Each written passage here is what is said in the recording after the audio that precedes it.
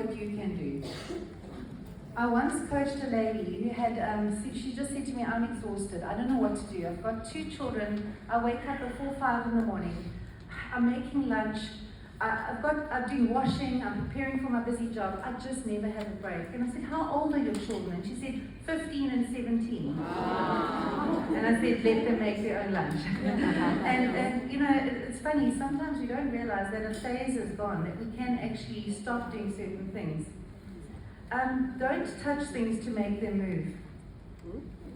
Don't touch things to make them move. So often, we can do things just by connecting, by networking, and by leveraging our contacts and our networks, rather than always being the person doing that. One thing I've realized is impact is better than busyness. Isn't it true?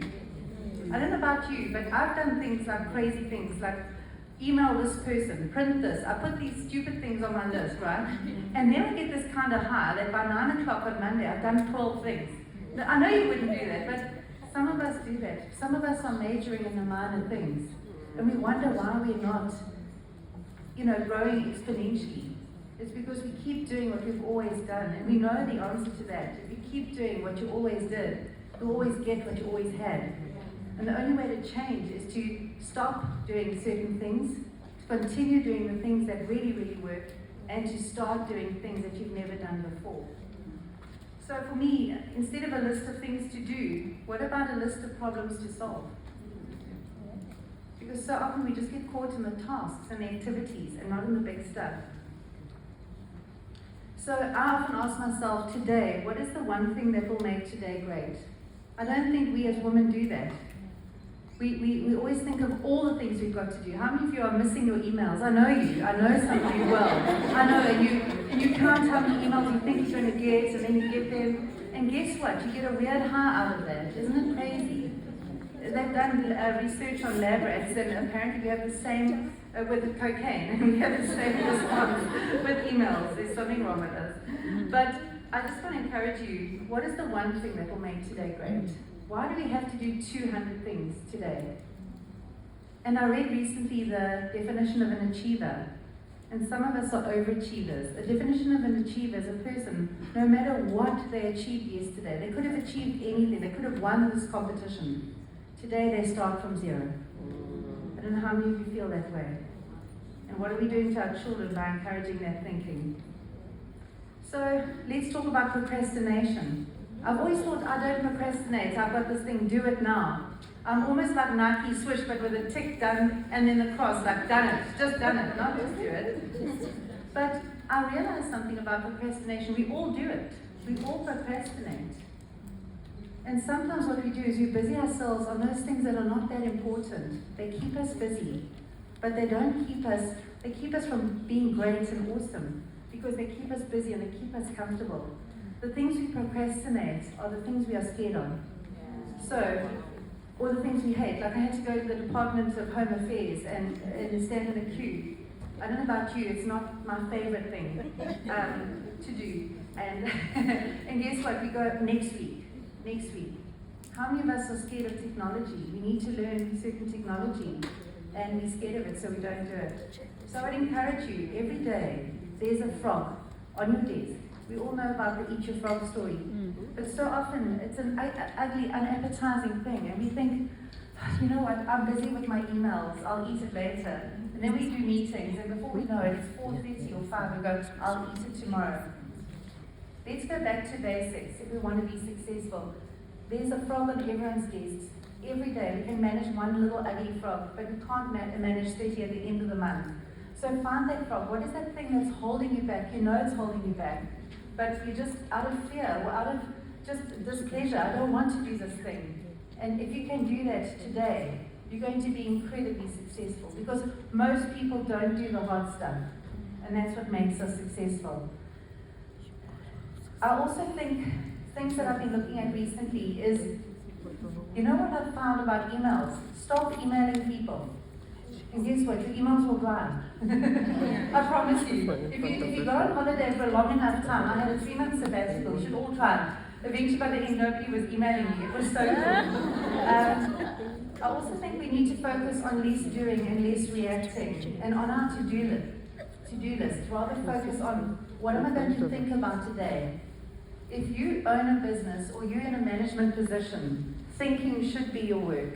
And most of us, women, are so busy looking after everybody else that we aren't thinking.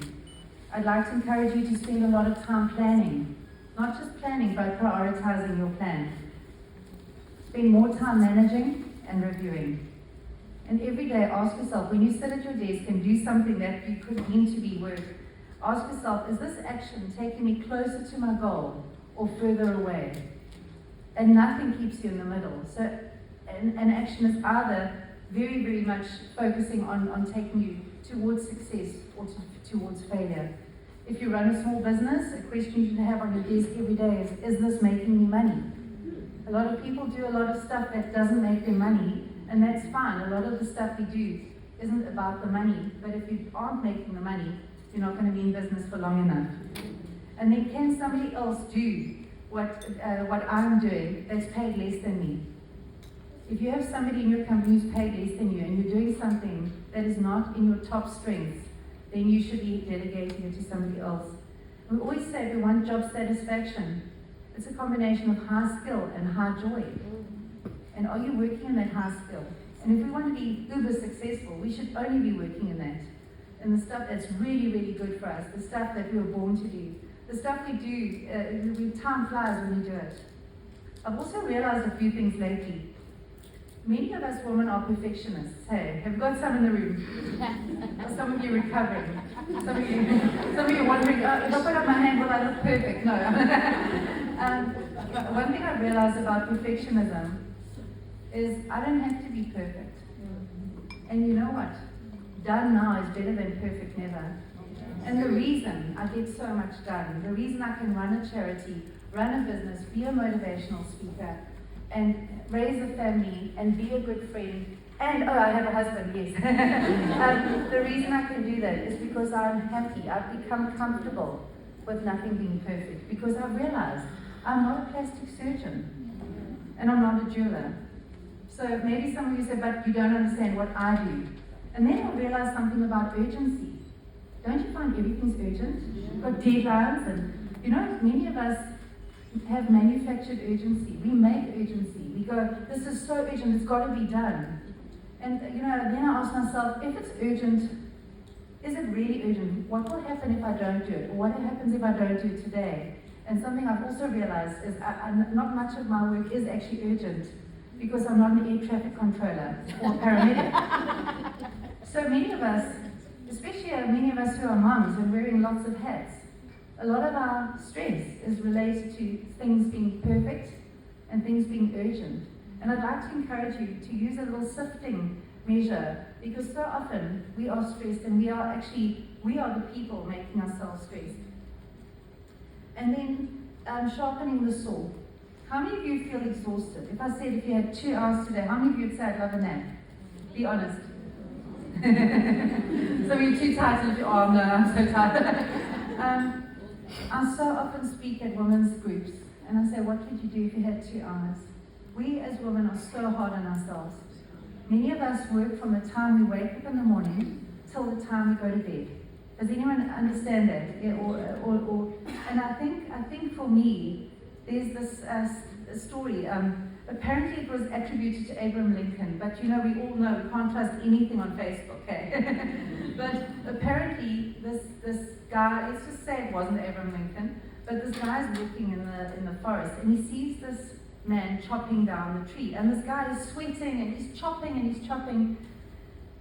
The gentleman who watches let's call him the lumberjack, he says to him, what's wrong? Why don't you stop? Why don't you sharpen your saw? It looks so blunt. And he says, I don't have time. I'm so busy chopping. And how many of us are trying to chop the tree with a saw that's blunt? And I think for me, it comes down to self-care. What is it that I need? Many of us are sitting with, I almost call it a JoJo tank of energy and capacity, but it's dry. And we keep giving, we keep working, we keep rushing, we keep, being concerned about everything. But I think if we want to be spectacular at what we do, we've got to have reserves. So that means the dreaded question, no. How do we say no when people say, can you? I've got a friend who taught me what she does is she looks at people and she goes, hell no. And it seems to work very, very well for her. People generally, she doesn't even answer. I've got another friend who says, will you email me? And people email her. She never says no, but she writes no all the time. And then I've got another friend whose husband's very mild-mannered. She goes, my husband would not like it. And so there's an advantage to having, using your husbands in that regard. But I do want to encourage you, we don't want to be sitting in a space where our minds are not in the right space, or we are so busy and we're caught up in the thick of thin things, if that makes sense. We want to be focused, we want to be laser sharp, and we want to be focusing on doing the smart work. And one thing I've learned, I work with a lot of men who are incredibly successful, and one thing I've learned about them is they are lazy. And I realized we as women don't pride ourselves on being lazy. So what if we stopped being busy and started trying to be lazy? You know what would happen? We'd become very, very smart. And that's what I've learned from the men in business, and I really want to encourage you to try and focus on that. Our last point I want to share with you is titled Queens Fix Each Other's Crowns. And they don't tell everybody about it when they do that. So women, I just want to talk to you about one of the things I think I've gotten very right in my 29-and-a-half-year career has been on building relationships with other women, on building them up wherever possible. I don't believe in competition. I don't believe in competition. Even if you are running a recruitment agency down the road from me, and you are a motivational speaker like me, and you are an author like me, there's place for all of us at the table. And what I would like to encourage you is to find your tribe. Isn't this a wonderful opportunity? And I feel that so many of us have lost so much social connection. We've become socially unfit. How many of you thought, I don't want to go? You want to be here, but you feel like nervous. And I've got a friend who used to be so socially active, and now when people ask her, would you like to go somewhere, she goes, I really wish I could, but I don't want to. And so I want to encourage you to find your tribe, to find different tribes. Women who will raise you up. I love the saying, be friends with people who would recommend you in a room full of opportunities. But not just be friends with them, be that friend. Yes. Be that friend. Be the go-to person. Be the referrer. Be the person who's always got something positive to say. And if I could encourage you one thing, I know we're all busy people, the 5-minute favor. You go onto social media and just say, hey, well done. This is a great, I really recommend it. What does it cost you to promote another woman's business? Just to say, I highly recommend this person. And we could all, imagine if we all sat here and intentionally picked 10 women to say we will do a shout out to them in the next month. Do you know what we could do for each other's businesses? And what would it cost us? And then, I don't know about you, but there's a certain energy in giving. It creates a positive spiral that you just can't outrun that spiral. It just keeps going. I'd also encourage each woman here to get a mentor and to be a mentor. I do believe in paying it forward. And I remember once I went and did a motivational talk at the clothing bank, and across the one massive wall was emblazoned a quote by Madeleine Albright, and it said, there's a special place in hell for women who don't help other women. I was sure, I don't want to go there. And I don't know about you, I saw some women today who are dressed so beautifully and who are so gorgeous. And I don't know about you, but sometimes you think, oh, I wish I looked as, whatever, thin, pretty, young, whatever that thing might be. But one thing I've noticed about women, envy is a waste of time. You already have all you need.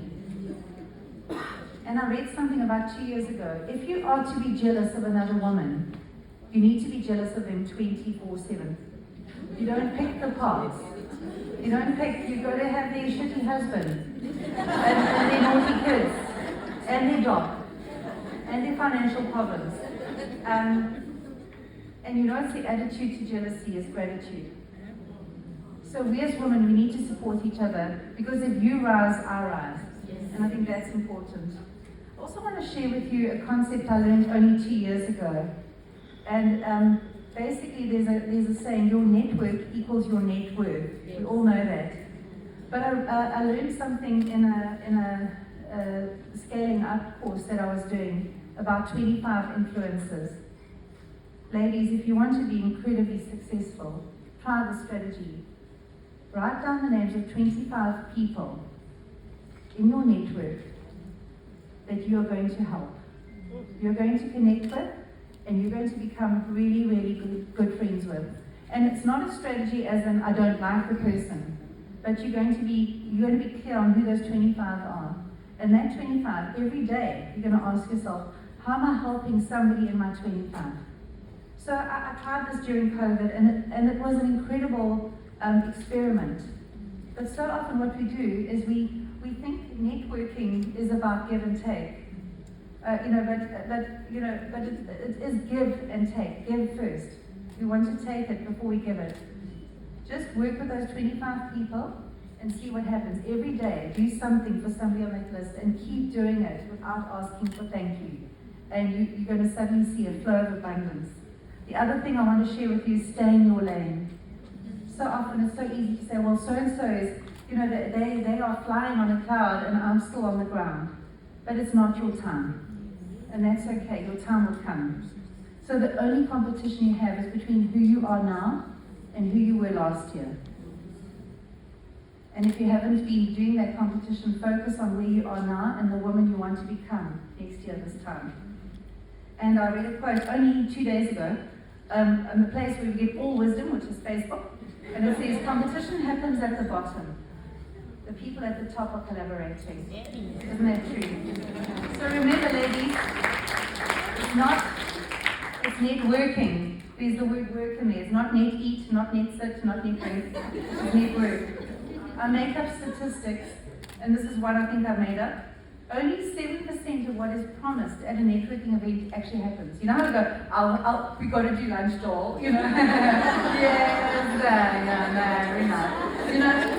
And I'm going to email you tomorrow, and you forget. Be the person who stands out by keeping your promises. I think that's so important. And when you network, try to be others focused. It's not about getting your words in. It's about listening intently to other people and remembering what they say. And be genuinely interested in others. So I just want to end off with just saying that business is a beautiful journey. Whether you work in a company, whether you work on your own, we can't do it alone. We need a team. We need a tribe. And I just want to end up with one of my favorite quotes. We are all walking each other home. Thank you so much, ladies.